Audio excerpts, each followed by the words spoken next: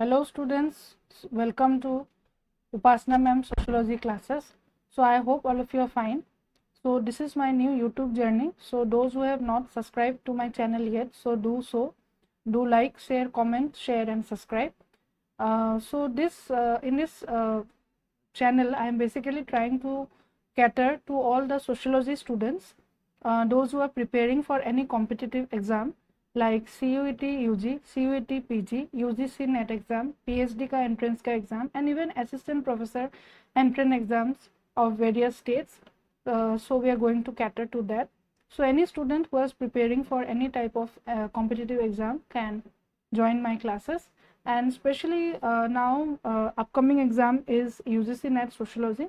So keeping that in mind, I have started this new series on basic concepts and institutions, and culture is a very important basic concept of sociology. And if you see in many of the exams, then you'll see a lot of questions come from culture, like the important definitions of culture, important concepts, terms of culture, theories of culture, तो उससे बहुत सारे questions आते हैं. सो आज का जो class है, so it will be on culture, that is संस्कृति. And this is the link of my Telegram group, और टेलीग्राम का एक चैनल बनाया है, तो उसमें आफ्टर क्लास जो भी क्लास के नोट्स होते हैं मैं शेयर करती हूँ. तो do like, share and subscribe, okay, and also join this telegram channel to get the notes of your class. Okay, so without wasting time, let us start with the class. So today's topic is culture, that is Sanskriti. Okay, so what is culture? Culture is, in the broadest sense, is the way of life of a social group. Thus culture is the so-called higher achievements of group life: art, religion, philosophy, science and the rest. Thus culture is the complex whole that consists of all the ways we think and do and everything we have as members of society. So culture क्या है? What is संस्कृति?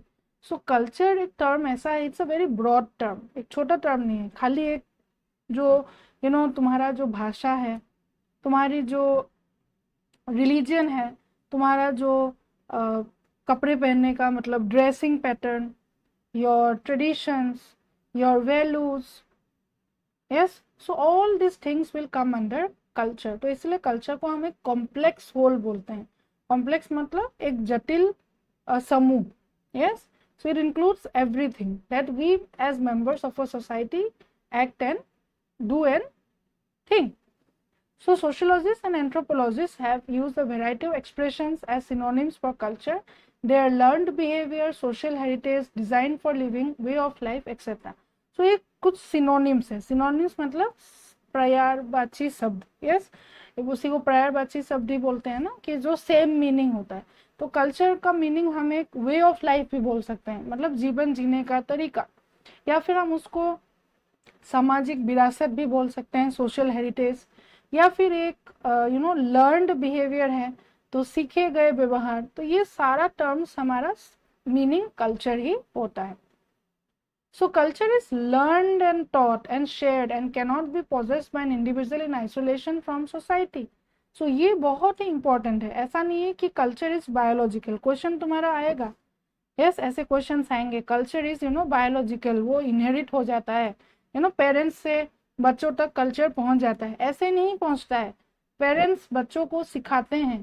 From one generation to the another we learn culture. Culture is a learned behaviour. जब एक छोटा बच्चा पैदा होता है तो वो एक एक एनिमल की तरह होता है, एक जानवर की तरह. सो एनिमल वर्ल्ड और ह्यूमन वर्ल्ड में डिफरेंस क्या है? कल्चरल डिफरेंस ना. हम कपड़े पहनते हैं, हम बात करते हैं, हम सोच समझ के काम करते हैं, पर जो जानवर है क्या वो ऐसा करते हैं? तो वही फर्क है between the animal world and the human world, क्योंकि हम कल्चरल बीइंग्स हैं. We are social beings and cultural beings. हम सीखते हैं समाज में हमें कैसे एक्ट करना है, कैसे बिहेव करना है, कैसे रहना है, वो हमें सिखाया जाता है. तो therefore culture is a learned behavior. Unlearned behavior like knee jerk or eye blinking reflex are purely physiological and not cultural. जैसे मान लो आंख ब्लिंकिंग हो रहा है ना, अपने आप हमारा आंख ब्लिंकिंग हो रहा है, ये किसी ने तुम्हें सिखाया नहीं है, ये अपने आप होगा. नी जर्क मतलब तुम्हारा घुटने में कुछ ऐसे हुआ, झटकना, घुटना झटकना, तो वो भी तुम्हें किसी ने सिखाया नहीं है, वो अपने आप हो रहा है। दीज आर फिजियोलॉजिकल या बायोलॉजिकल प्रोसेसेस। बट किसी से हाथ मिलाना, शेकिंग हैंड्स, या फिर नमस्ते करना, दाढ़ी काटना, ये सब हमें सिखाया जाता है। Therefore they are cultural. Culture is transmitted from one generation to the next. Culture varies from one society to the another in different places at the same time and the same place at different times. So ये बहुत important है, culture हर जगह similar नहीं है। India का culture America का culture बहुत different होगा। यस, इंडिया में हम गाय को पूजा करते हैं, काऊ को हम वर्शिप करते हैं, बट अमेरिका में काऊ को नॉनवेज बना के खाते हैं, बीफ को खाते हैं। तो इसीलिए culture varies from one society to another, one group to another, and even at the same time. कभी कभी क्या होता है, कल्चर हमारा इंडिया में भी विथ टाइम भी चेंज होता है। Culture is a very dynamic thing. मान लो जो चीज हमारे दादा दादी के जमाने में होता था वो अभी के जमाने के लोग मानते नहीं है, मतलब कल्चर में चेंज आया with time. Yes, so culture is varies from place to place and also with time culture changes, and culture is very important and learned behavior. so ये बहुत ही important है। कल्चर के कुछ important definitions है जो बहुत ही important है, आप लोग को याद रखना है। सो ईबी टेलर का ये फेमस डेफिनेशन है। कभी कभी क्वेश्चन आ जाता है कि ईबी टेलर ने ये कौन से किताब में ये डेफिनेशन दिया है, तो आप लोग को याद रखना है, it's primitive culture. Okay, so primitive culture is the name of the book where E B Tylor gives this definition of culture. It's a very important definition. Culture as the complex whole that includes knowledge, belief, art, moral, law, custom, and any other capabilities and habits acquired by man as a member of society. अब देखो definitions को याद करने का भी एक तरीका है। definitions, इतने सारे definitions से कैसे याद रहेगा?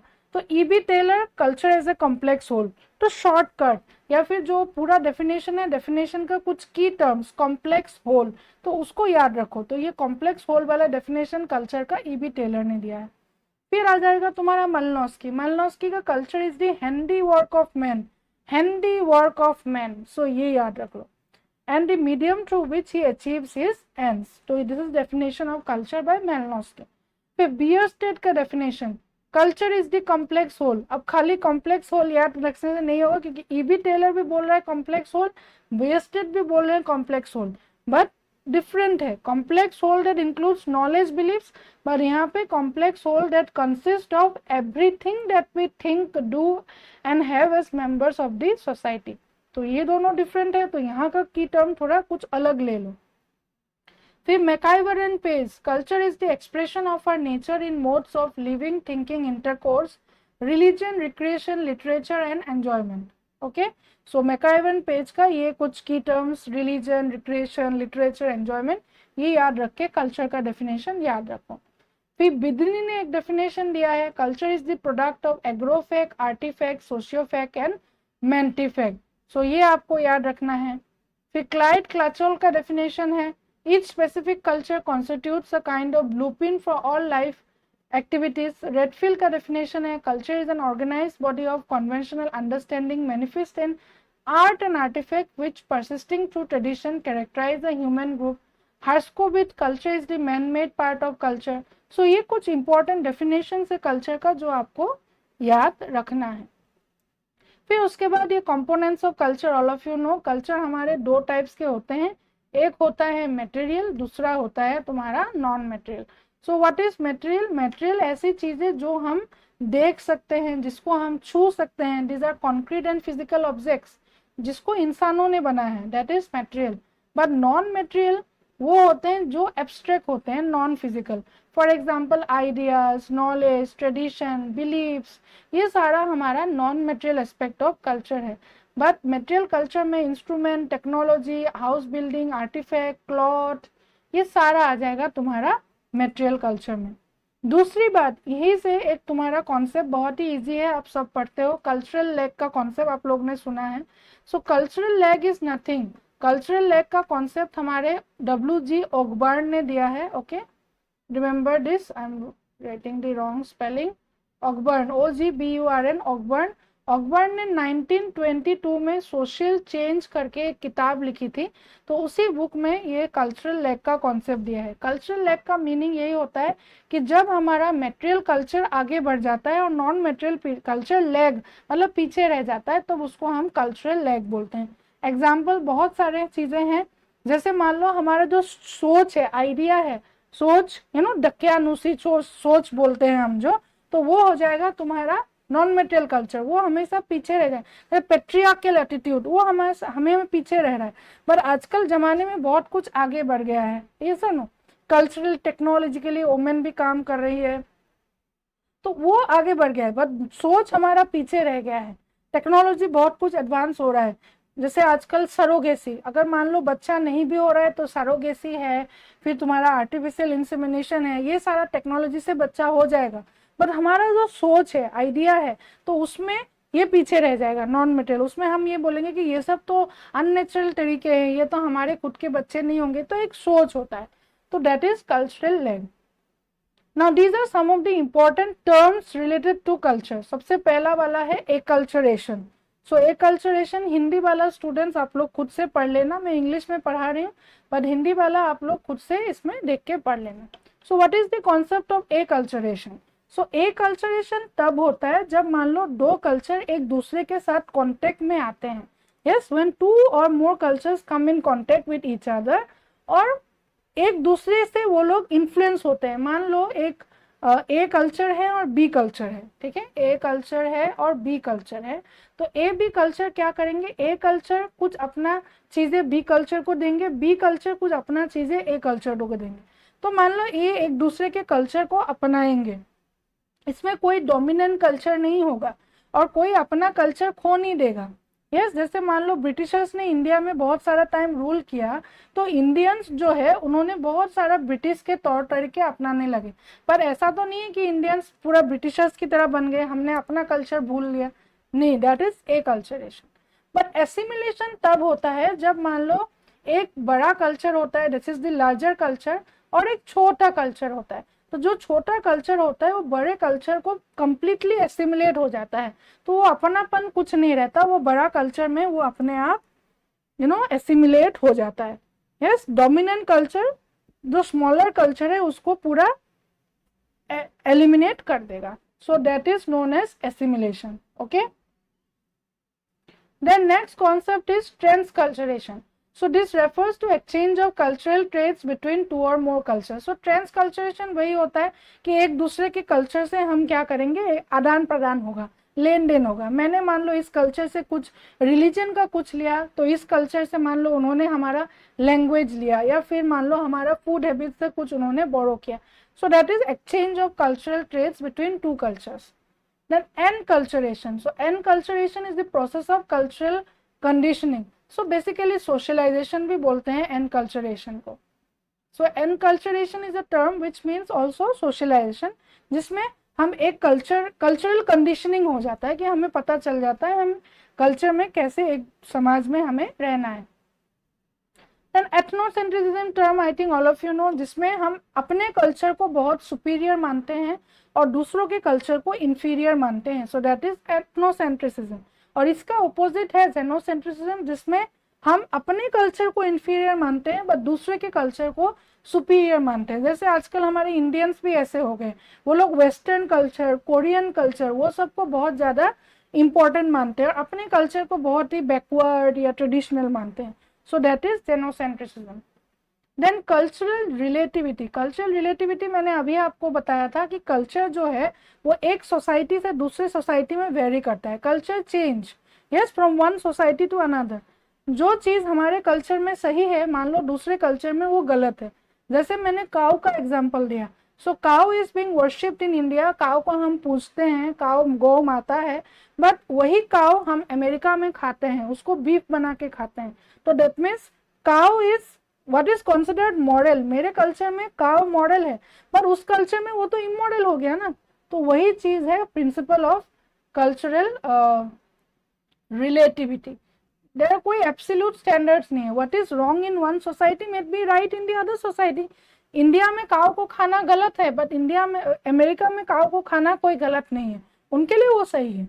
यस, देन कल्चरल प्लूरलिज्म, ये तो बहुत ही इजी एग्जांपल है, जैसे हमारा इंडिया, इंडिया क्या है, India is a example of culturally heterogeneous nation, जहाँ पे minority groups, different groups of people are here, different ethnic and minority groups maintain their identity.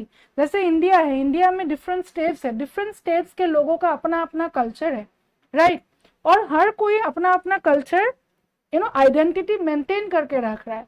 Yes, I am a Assamese, I am a Oriya. Yes, so that means that is my identity. But I am part of India. India is a culturally pluralist country. But still, हम पूरा assimilate नहीं हो गए हैं, हम mutual harmony में हैं, एक दूसरे को हम मतलब एक तरीके से टॉलरेट कर रहे हैं. यस, हम कोई एसिमिलेट कंप्लीटली नहीं हो गए, हम अपना कल्चर आइडेंटिटी मेंटेन करके रह रहे हैं. Then that is known as cultural pluralism. Very good example is of India. Okay, इसी कॉन्टेक्स्ट में और एक कंसेप्ट है सब कल्चर. सब कल्चर क्या है, मान लो एक लार्जर कल्चर है. यस, जैसे मान लो Hinduism, Hinduism is a larger culture. So इसी कल्चर में मान लो कुछ लोग अपना एक अलग से कुछ बना के, अपना अलग custom, language, value, social norms बन के अलग लार्जर कल्चर से अलग हट के वो लोग अपना कुछ बना लेंगे. So that will B an example of सब कल्चर. जैसे हिंदुइज्म तो लार्जर रिलीजन है, हिंदुइज्म के अंदर बहुत सारे सेक्ट्स है, कल्ट्स है. यस, वो हिंदुइज्म को मानते हैं बट उनका अपना जो है वो नॉर्म्स, वैल्यूज, कस्टम्स वो अलग है, पर हिंदुइज्म के अंदर ही है. सो दैट इज सब कल्चर. बट काउंटर कल्चर इसका अपोजिट है. जैसे मान लो हिंदुइज्म है, बट हिंदुइज्म के मान लो कुछ लोग अलग बाहर निकल के वो बुद्धिस्ट बन गए, they are no longer Hindus now. ये तो लार्जर कल्चर जो है वो हिंदुइज्म है, बट वो यहाँ के कुछ लोग बाहर निकल जाएंगे, वो बुद्धिस्ट बन जाएंगे. मतलब जो लार्जर कल्चर है उनके पूरा अगेंस्ट जाएंगे, वो कुछ और बन जाएंगे. So the way of thinking and acting which are opposition to the prevailing norms and values.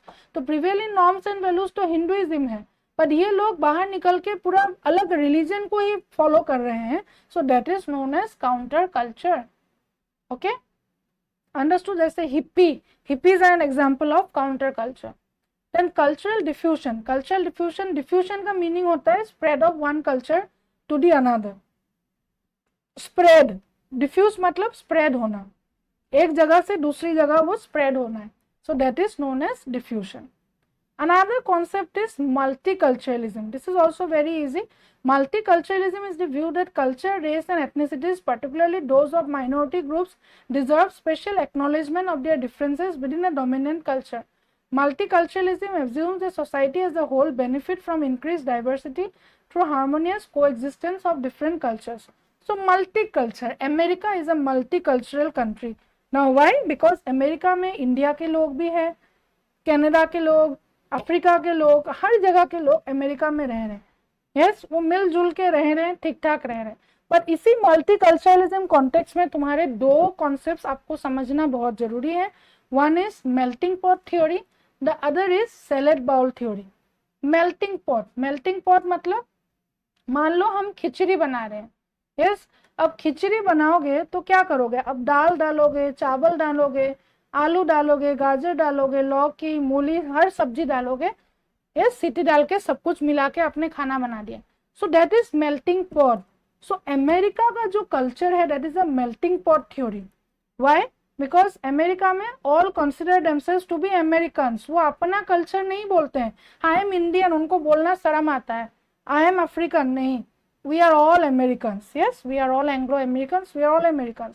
तो Americans मतलब क्या है, छोटे छोटे कल्चर के लोग हैं, वो लोग सब एक खिचड़ी की तरह मिल के रह रहे. सो that is melting plot theory. But Indian context में मैं बोलूंगी हमारा सैलेड बॉल थ्योरी है. व्हाई? बिकॉज इंडिया में उड़िया है, बिहारी है, बंगाली है, यूपी के लोग हैं, सबको ही अपना अपना कल्चर मेंटेन कर रहा है ना. सलाद में क्या है, यहाँ पे मान लो तुमने गाजर रख दिया, यहाँ पे मूली रख दिया, यहाँ पे टमाटर काट के रख दिया, यहाँ प्याज है. यस, सबको खाओगे तो अलग अलग टेस्ट आएगा ना. गाजर का टेस्ट अलग, मूली का टेस्ट अलग, प्याज का टेस्ट अलग, नींबू का टेस्ट अलग. बट हम सब मिल के रह रहे हैं. It's a heterogeneous society but people coexist but maintaining their traditional culture. Characteristic of their traditional culture, अपना यूनिक कल्चर को मेंटेन कर रहे हैं. So that is the example of salad bowl theory. Yes, clear all of you? Now these are some of the elements of culture. पहला है symbol. Symbols आप सबको पता है. सिंबल मतलब प्रतीक. जैसे हर एक कल्चर का अपना एक सिंबल होता है. And very important symbol of culture is language.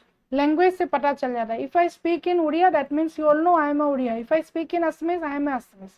So symbol is a very good example of element of culture. और हर एक कल्चर का जो सिंबल होता है वो शेयर्ड होता है. हर कोई सबको नहीं समझ आएगा ना. मान लो सबको उड़िया लैंग्वेज नहीं आती है, जो लोग उड़ीसा के हैं उन्हीं को उड़िया आएगी, तो तुम्हारे कल्चर के लिए वो शेयर्ड होगा. बट मान लो मैं उड़िया लैंग्वेज जाके अमेरिका में बात करूंगी तो किसी को कुछ समझ नहीं आएगा. I will also not be able to communicate. So culture is unique to a particular, symbol is unique to a particular culture. So language not only allows communication but also the key to cultural transmission, the process by which one generation passes culture to the next. So that is culture. Okay. Then values and beliefs. Values, beliefs आप सबको पता है. मूल्य, विश्वास. So they are also very important elements of a culture. So values are culturally defined standards that people use to decide what is desirable, good and beautiful, that serve as broad guidelines for social living. Values का meaning क्या है? Values वो हमें बोलता है कि क्या सही है क्या गलत है, वो हमें डिसाइड कराता है ना. कल्चर ही बोलता है what is right what is wrong. और हर एक सोसाइटी का अपना अपना, हर एक कल्चर का अपना अपना वैल्यूज है, अपना अपना नॉर्म्स है, बिलीव्स है. And what are norms? Norms are the rules and expectations by which society guides the behavior of its members. Norm से बोलता है ना समाज में आपको कैसे बिहेव करना है, एक्ट करना है. सो इसी कॉन्टेक्स्ट में नॉर्म्स हमारे दो टाइप्स के होते हैं. डब्ल्यू.जी. सुमनर ने नॉर्म्स को दो टाइप्स का बोला है. One is mores, the other is folkways. So remember this. W G. Sumner and early US sociologists gave the concept of Morse and Folkways. So Morse क्या है? Morse are the such norms that are more important than to our lives than others. Morse and norms that are widely observed have great moral significance. Morse include taboos, are the norms in society that insist, for example, that adults do not walk around in public without wearing clothes. Incest taboo. So ये आप समझो. Morse, Folkways और यहाँ पे मान लो taboos. Okay. सो taboos जो होते हैं वो बिल्कुल ही स्ट्रिक्टेस्ट होते हैं, सबसे ज्यादा स्ट्रिक्ट होते हैं टेबूज. फिर नॉर्म स्ट्रिक्टर, फिर फोकवेज ये स्ट्रिक्ट, मतलब इतना ज्यादा भी नहीं है, ठीक है. मान लो रास्ते में आप जा रहे हो, हमें सिखाया जाता है कि बड़ों को रास्ते में भी हम देखें तो नमस्ते करना है या पैर छूना है. तो मान लो आपने नहीं किया तो कल को वो अंकल आके घर में अपने पेरेंट्स को शिकायत करेंगे कि ऐसा बच्चा है, तो बहुत बदतमीज बच्चा है, बड़ों को देख के भी वो नमस्ते नहीं करता. सो दैट इज अ मान लो फोकवे. मोर्स, मोर्स में क्या है कि हमारे इंडिया में कास्ट सिस्टम है. You have to marry with in your caste. अब इंटर कास्ट मैरिज नहीं कर सकते. So that is a more. Yes.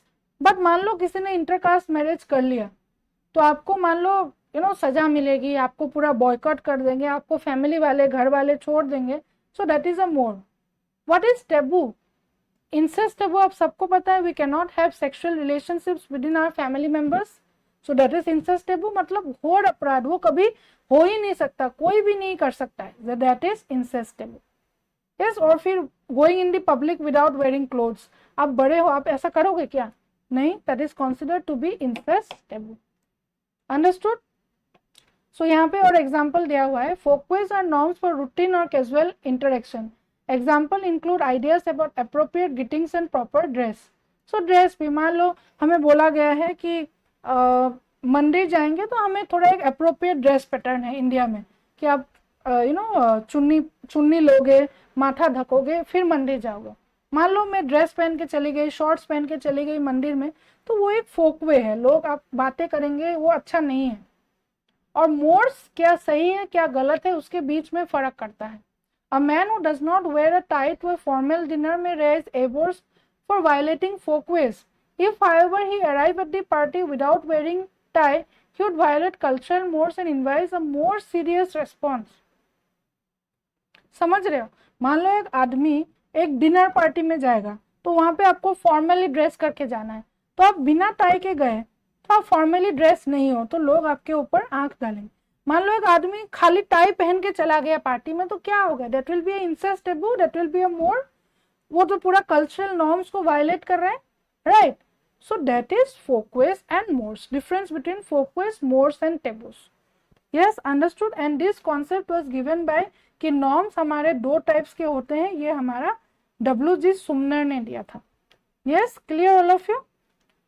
Okay, so I'll send the notes of this class in the YouTube, in the Telegram channel. So students do join the Telegram chat, ये हमारा link है, और ये WhatsApp group है, ये भी आप join करो। अगर किसी को कुछ नहीं मिलता है तो आप लोग मुझे इस पे पर्सनली मैसेज कर सकते हो, _उपासना @उपासना_sociology टेलीग्राम का यूजर आईडी है, इसमें आप कर सकते हो। और जिन्होंने अभी तक सब्सक्राइब नहीं किया है जरूर सब्सक्राइब कर लो मेरे चैनल को, and wait for more upcoming videos. Yes, okay then, thank you all of you.